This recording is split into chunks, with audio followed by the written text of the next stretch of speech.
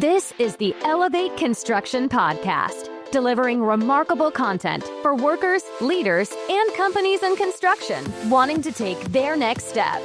Get ready to step out of your comfort zone with Jason Schroeder as he encourages you to do better, live a remarkable life, and expect more. Let's go.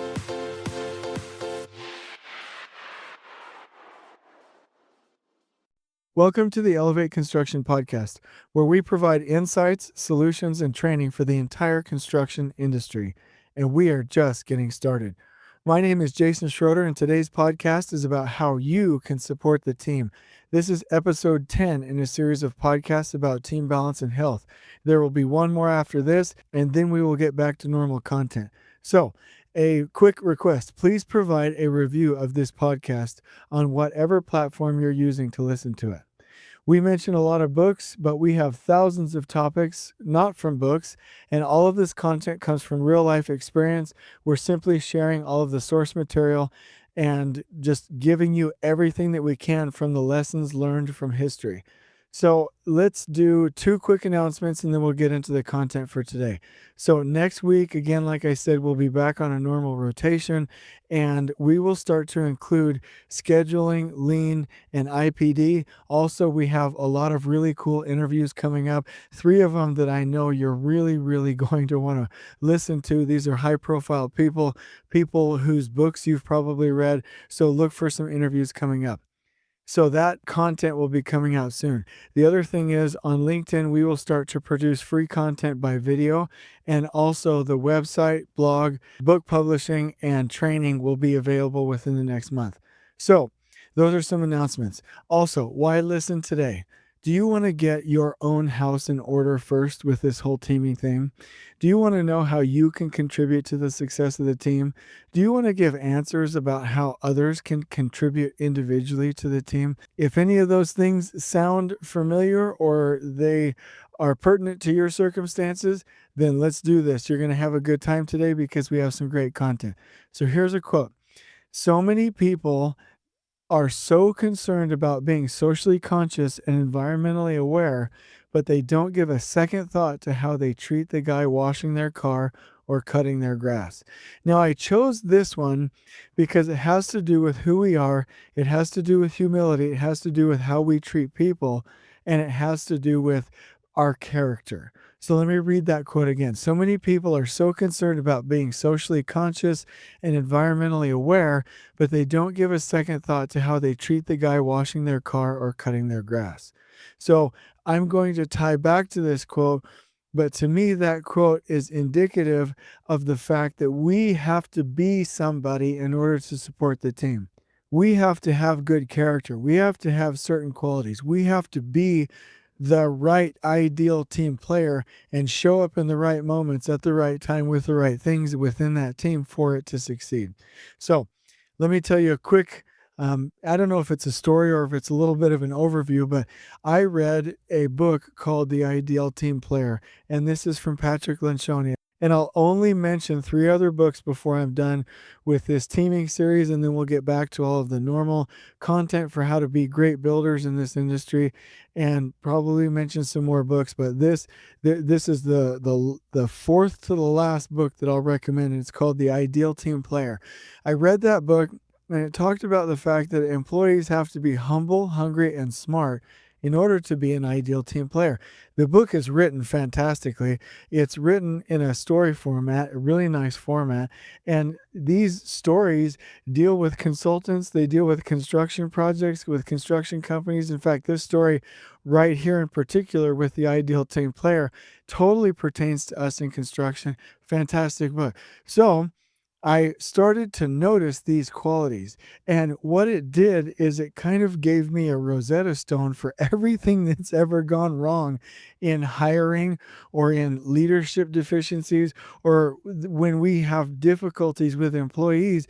These 3 things, whether or not they're humble, whether or not they're hungry, whether or not they're smart with people, these 3 things are indicators of whether or not they'll be a good fit for the team and a good fit for really progressive and dynamic and healthy cultures, healthy company cultures. So when I read the book, I was like, oh my gosh, that's what happened 2 or 3 years ago with that one employee. Oh my gosh, that's why I'm struggling with this leader. Oh my gosh, this is why that person that we ended up hiring didn't work out. And ever since that moment when I read that book, I was able to tell from those three signs of an ideal team player whether or not somebody should be hired, whether or not we were going to have difficulty, why we were having difficulty. And I started to notice it in people and also have a way to go help coach and develop and help get people to the point where they could be contributing members of a team. So I've seen companies have this book be a mandatory read. I've seen companies use the assessment for the ideal team player in their hiring and have that work out very well.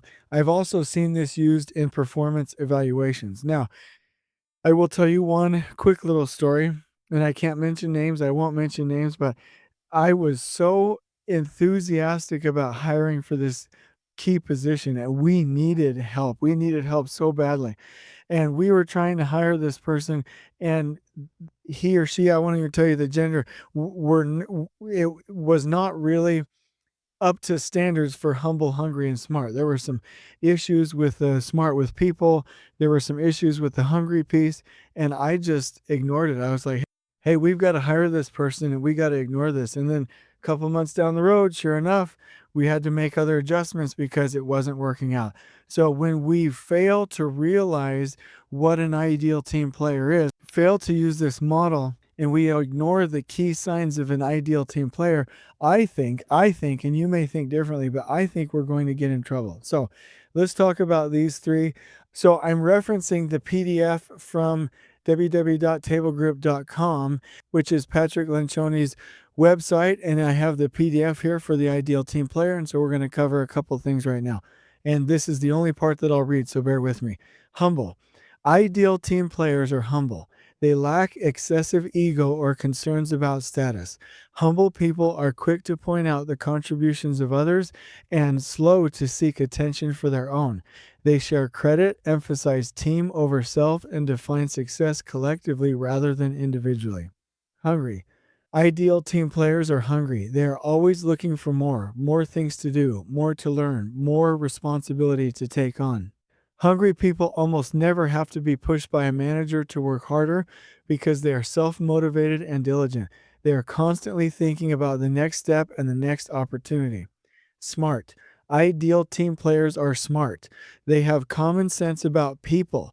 Smart people tend to know what is happening in a group situation and how to deal with others in the most effective way. They have good judgment and intuition around the subtleties of group dynamics and the impact of their words and actions. So, here's the key.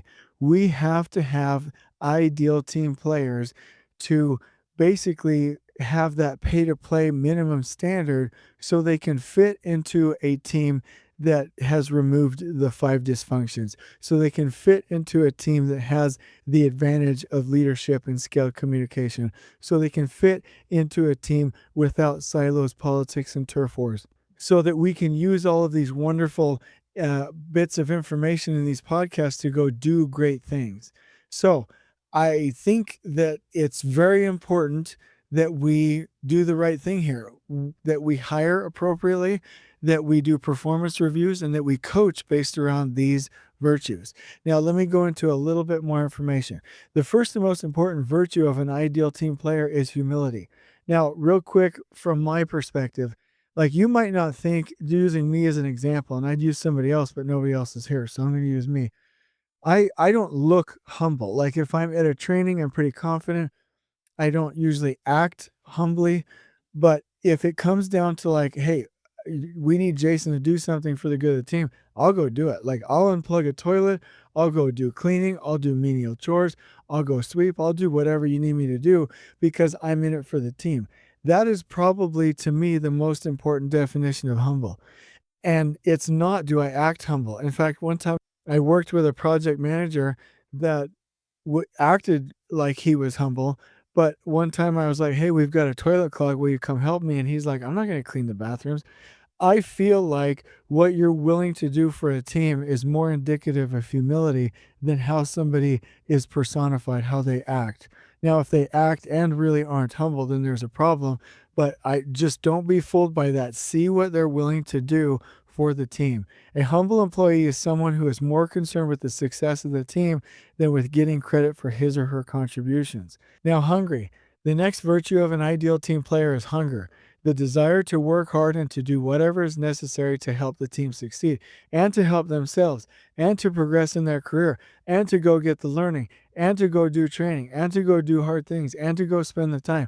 I really feel like we can learn something here, because if we are hungry, like hungry for more, hungry for learning, hungry for our next position, even hungry for the team, hungry to help out, hungry, I want to say hungry hippo.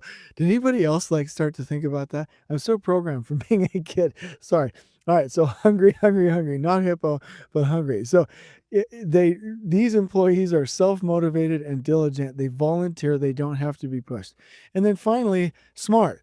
The virtue of a smart team player, it's not about being intelligent, but rather about being wise in how to deal with people. This is so huge. Smart employees understand the nuances of team dynamics and know how their words and actions impact others. How many times in this industry have we said about a person, they're really good at what they do, but gosh, they do not play nice in the sandbox. They do not get along with people. They do not treat people well. Nobody wants to work with them. That is a problem.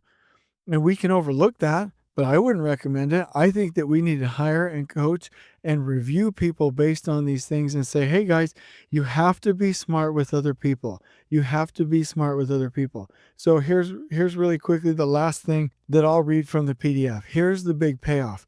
The impact of ensuring that members of a team value and demonstrate humility, hunger, and people smarts cannot be overstated. Most teams that struggle are not lacking in knowledge or competence as much as they are unable to access that knowledge and competence because of dysfunctional behaviors. A team full of people who are humble, hungry, and smart will overcome those dysfunctions quickly and easily, allowing them to get more done in less time and with far fewer distractions. And Patrick Lencioni says, my hope is that this approach will help leaders hire, recognize, and cultivate ideal team players in their organizations. And I do want to tie that back to the fact that Jim Collins says, get the right people on the bus and the wrong people off the bus, and they get people on the bus in the right seats. And I feel like this is a very good metric for doing that if your organization aligns around organizational health. So here are a couple of notes from me. This is really coaching from me to you about how you can help the team. First and foremost for you and for anybody on the team, just add value to the team. Give first. You are always there to add value, and that is universal. When somebody says you're starting a new business, the first step is add value. When somebody says, hey, like me, like, hey, I took these courses on how to do a podcast. I'm learning, I'm making mistakes. I will get better. These things will be remarkable once I'm to like 100 episodes or something.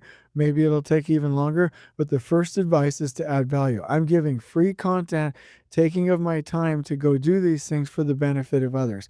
Add value first. On a team, the same thing. Add value first. In a company, add value first. In a new position, add value first. With your employees, add value first. That is the number one thing that anybody can do, is to try and add value to other human beings.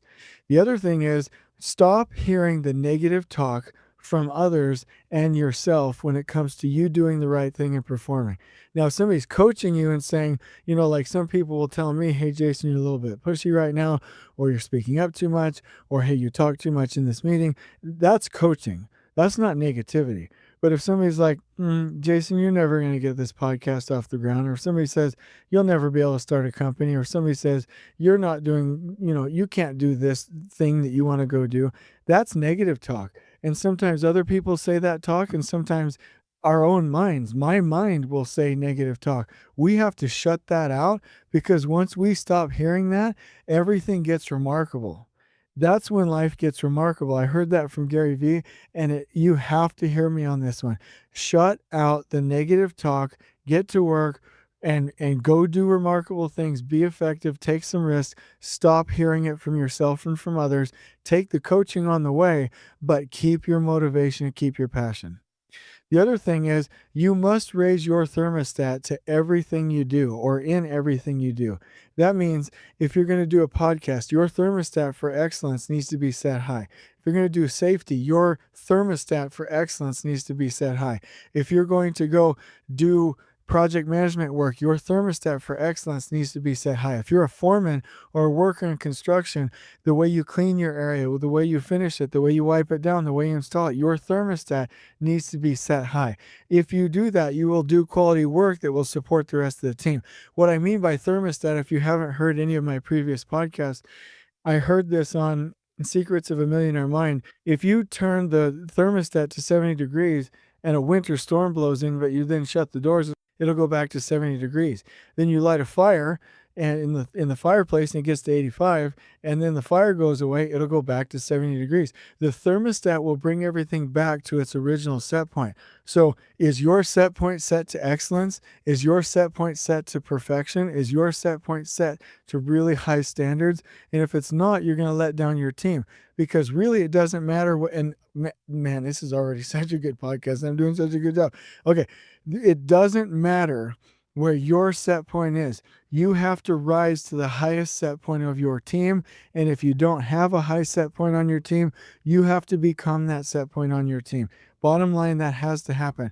Raise your thermostat for everything you do. Strive for perfection, as long as forgiving yourself is included in that. Here's what I mean. Set your sights for perfection. Set your sights for excellence. Set your sights for doing a great job. Set your sights for high quality. Set your sights for leaving things better than you found them. Set your sights for giving.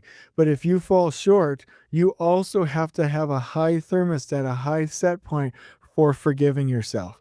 Because you can't get down on yourself and get lost in this world of perfection where you're getting down on yourself for thinking that you let somebody down, or hey, I'm not perfect, or I didn't do a good job, and bring that negative talk back in. You have to have a high set point as long as forgiving yourself is included in that set point. That's the deal that I'll make. You don't even have to make a deal. But if I was going to make a deal, that's the deal that I would make. Because failing forward is the key. Like if you put a bunch of little kids in an exercise, and actually I experienced this at Rapport Leadership International, some of the Tony Robbins events that I've been through a lot of other professional development leadership trainings in some of these other big companies. The kids that go through the kids courses will go through it in like twice the time. Why? Because they'll mess it up faster and more often than adults. We just want to get it perfect. Oh, I don't want to fail. I don't want to mess up. But the kids will be like, oh, that didn't work. Let's try again. That didn't work. Let's try again. That didn't work. Let's try again. And they'll just do it faster and over and over and over until they've messed it up so many times that they finally find the right answer. And that's the advantage. We need to fail forward in everything that we do. The other thing is, if you are expecting something from your team, then you give that energy, you give that thing that you expect to the team, because what you give, you'll get back. So there's a law of attraction there. You will attract the energy that you give. Also, there's one form of energy that you can never, ever have. And I'm not being insensitive out there to people who are really victims, who have been victimized in the past. I'm talking about the people like me who have had a blessed life, and I have had literally nothing happen to me in a negative way that would prevent me from going out and being a victor. I'm talking to those people and to everyone else for themselves, right? You cannot play the victim. You have to go out there and win, and you have to get over yourself. There is no such thing as a successful victim. There is no such thing as a victim rich person. You have to own your destiny. You cannot be victim to other people. You cannot be victim to your team. If you don't like something, you go change it. You cannot be in a company and be like, well, they don't do this, this, this, and this, and I'm super frustrated. Go change it. And then if leadership doesn't allow you to change it, then you can get frustrated and leave. But until you've tried to like own it, own yourself, own the gap, and own that difference between where you are and where you think the company should be, then you have to get over yourself. You need to try harder, and you need to give it some time, and you need to be a leader. Everything starts from emotional energy. So we need you to come to work with passion and enthusiasm and with the ability to speak up. because everything good in life starts with your emotional energy. And I learned that from Tony Robbins.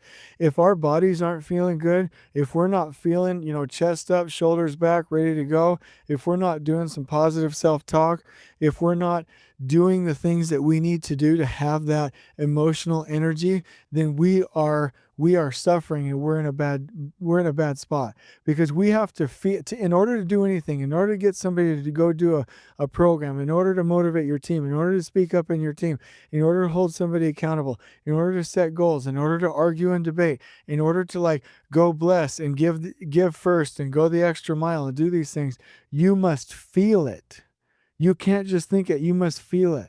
That means your body, that means your energy, that means your mental state of mind, that means your spirituality, that means what you're eating, how much water you're drinking, your exercise, everything about you must be where it needs to be for you to go do your work. So, one of my biggest bits of advice to be a participant in a team is to take care of your personal life, your family, your finances, your fitness, your emotional and spiritual needs, everything that you need to do so you can come show up and have energy. Because if you're going to come try and do these things without energy, it's an automatic fail, because you have to feel in your body these things in order to make a change.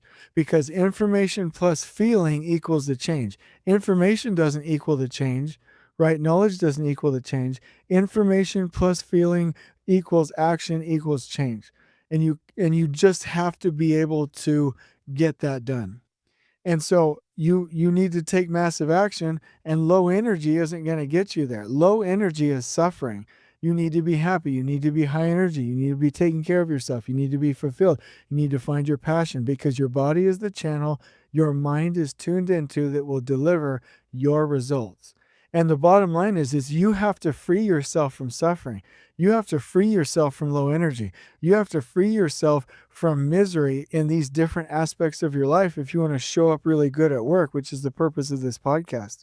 And if you do not do something with your life, that's disrespectful to you.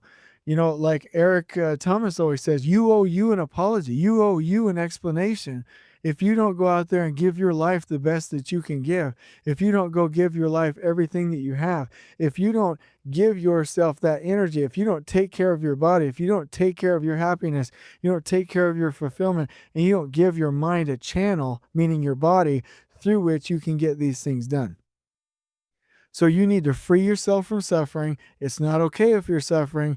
You need to do something with your life and get out of that suffering, or else you're disrespecting yourself, you're disrespecting everybody else, and you're disrespecting your family, because there's just no reason to not live a remarkable life. There's no reason to not live a remarkable life. And so the bottom line is, if something's not working for you in life, you need to take massive action. And like Tony Robbins always says, and if that doesn't work, go forward with another form of massive action. If that doesn't work, try again with massive action. And if that doesn't work, try again. Keep going with massive action, because you will eventually find your way. That's the key for you to get back to the point where you're able to support your team and be who you need to be, and to show up how you want to show up. Because again, one more time, low energy is suffering, and it's disrespectful to you. So take massive action. If you can believe it, it can be done. If you can believe it, it can be done. And there are many exercises, there are many scientific studies, there are many examples of history that show that this is the case. So let me just say this. The current condition right now is that employees will lose their energy. They won't take care of their families. They won't take care of their health. So they're running at 50% capacity. Then employees will go get, distracted, and they'll get depressed, and they'll silo, and they'll go in their offices and only partially contribute.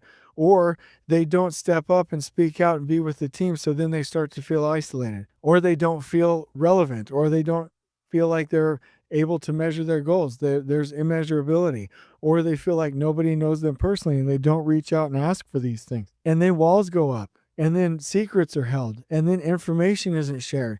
And then the darkness begins to build and build and build. And people just don't do well. They think that everyone's accomplishing things on the team, but people are secretly suffering. And then that suffering brings about waste, and that waste brings about a lack of productivity, and that lack of productivity brings out a lack of winning, and that lack of winning demoralizes the team, and it just goes around and around and around and around. And at work, the typical right now is people don't correct situations with each other. They don't correct their own behaviors if they're not humble, hungry, or smart.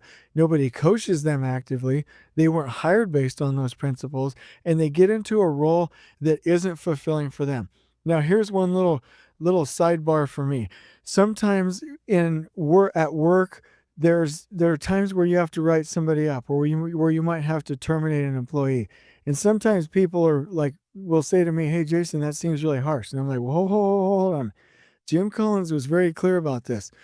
If we keep people in miserable spots where they are not a good fit, where they are not succeeding, where they are suffering with low energy because they're not a good fit, we are only hurting them."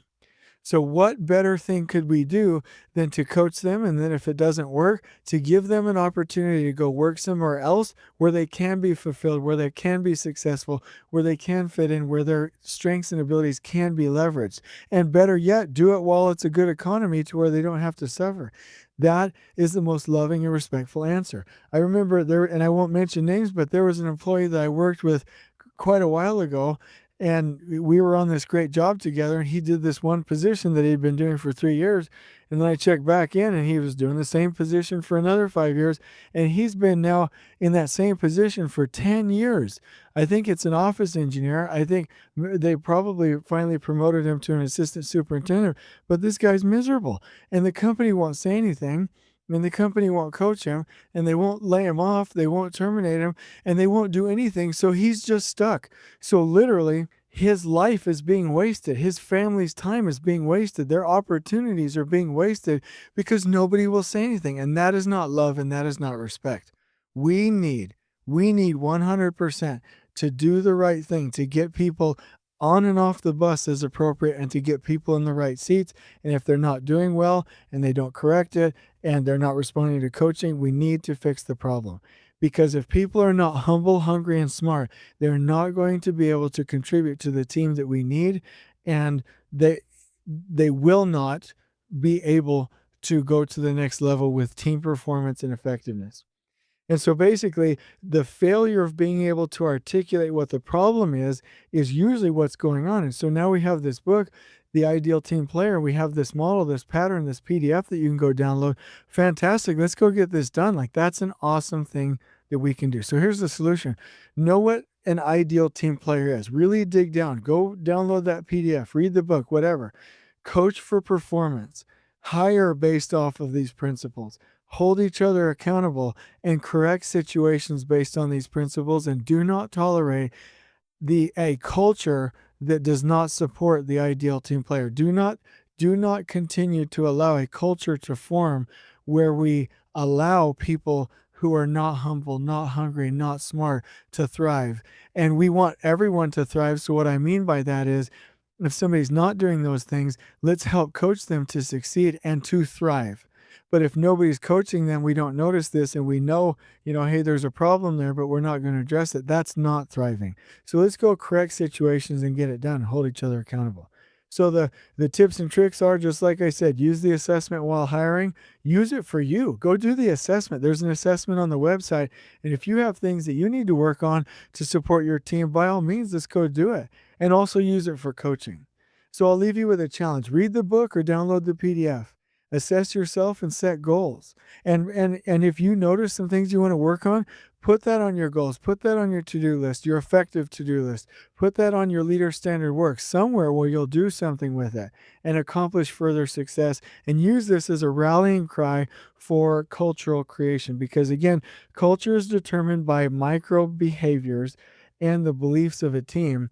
And every time we allow behaviors to occur and beliefs to occur that are against the humble, hungry, smart model, we are encouraging a bad culture. But if we always go back to, hey, humble, hungry, smart, we know what those mean, we are encouraging the micro actions and the beliefs to build a strong culture with communication and proximity and all of those other things. So let's close this out with the vision that we are able to go support that team, that we're able to go live a remarkable life, that we're able to go do these things and really use it as a structure within our companies. And I would say that we also know that you can be humble, hungry, and smart all you want, But if you're suffering and your body's not taking care of you, and you're not getting enough sleep, and you're not healthy at home, and you're not healthy mentally, and you're not healthy spiritually, and you're not healthy in all of these different aspects, an individual cannot properly support their team. So make sure that you do not become a victim. Don't end up working too many hours to where you don't take care of yourself. Go live a remarkable entire life of all aspects of your life and work towards becoming that ideal team player, which is humble, meaning that you're willing to do anything for the team, smart, which means you're smart with people and you're able to really contribute to the positive energy of the team, and that you're hungry. You're hungry for more. You're hungry to bless people. You're hungry for career steps. You're hungry to help out. You're hungry to basically weigh in and work hard. And you're hungry to go make more money, be more successful. And here's the key, so you can bless more people's lives. Like for me personally, like I ask you guys to share this podcast all the time. Here's why I'm doing it. I'll tell you right now. I want you to share it so I can get it out to more and more people, so we can get training out to more and more people, so that we can make some money, so that we can get that money to support future camps and future facilities and more training programs and more things that can come connect and make your life better. And one day we'll help foster kids, and we'll build a building for St. Jude's Research Hospital. We'll go give, and give. That's my vision. So I have no issue with asking for things, for asking for your help. I have no issue charging people money for the proper things. I have no issue for these things, because at the end of the day, the purpose isn't to get rich. The purpose isn't to go be selfish. The purpose is to give. And you need to hear that same thing for yourself too. When you're in a team, there's nothing wrong with you getting your doctor's appointment. There's nothing wrong with you getting that time at home. There's nothing wrong with you going and taking that job. There's nothing wrong with you making enough money. There's nothing wrong with you getting enough sleep, because when you're able to do that, then you're able to better give. You cannot provide food from an empty store. You cannot provide guidance where you don't have guidance. You cannot help somebody with discipline when you don't have discipline. You cannot help somebody with their time when you don't have time. You can't coach somebody about their health if you don't have health. You get my point. You need to be full to the brim and overflowing with blessings, with goodness, with the good things in life, with these things that you work hard for, so that you can give to others, because everybody needs help. And that's the bottom line. So that's the vision for this. So in the meantime, here's the challenge. Until we meet again, let's go do this.